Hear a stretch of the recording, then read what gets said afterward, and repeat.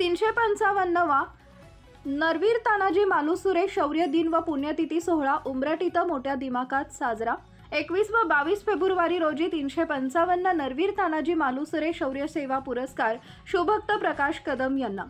पोलादपूर तालुक्यातील उंबरठ इथं तिथीप्रमाणे सुभेदार नरवीर तानाजी मालुसरे यांचा 355वा शौर्य दिन व पुण्यतिथी सोहळा 21 व 22 फेब्रुवारी 2025 रोजी उंबरठ इथं रायगड जिल्हा परिषद पोलादपूर पंचायत समिती व नरवीर तानाजी मालुसरे उत्सव समिती चॅरिटेबल ट्रस्ट उंबरठ यांच्या संयुक्त विद्यमाने करण्यात आला।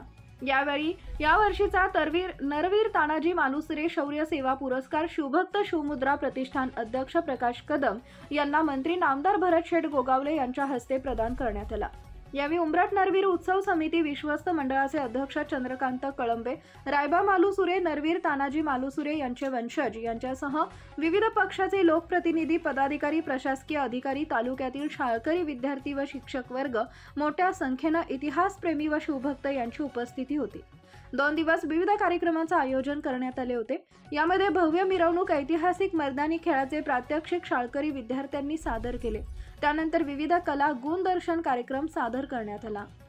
यांचा शौर्य दिन आणि पुण्यतिथी कार्यक्रम या ठिकाणी उंबरठ येथे आपण आलात, या ठिकाणी वंदन केलं। काय संदेश द्याल आजच्या दिवशी, कशा पद्धतीने अभिवादन केलं? हा 355वा शौर्य दिन आणि पुण्यतिथी दिवस, कालचा शौर्य दिनाचा कार्यक्रम आणि आजचा हा पुण्यतिथीचा कार्यक्रम। तर या उंबरठ या ठिकाणी जे यांचं स्मारक उभारण्यात आलेलं आहे आणि त्या स्मारकाच्या इथे दरवर्षी रायगड जिल्हा परिषद पंचायत समिती, उंबरठ ग्रामपंचायत आणि चॅरिटेबल ट्रस्ट अशा या माध्यमातून हा कार्यक्रम इथं केला जातो।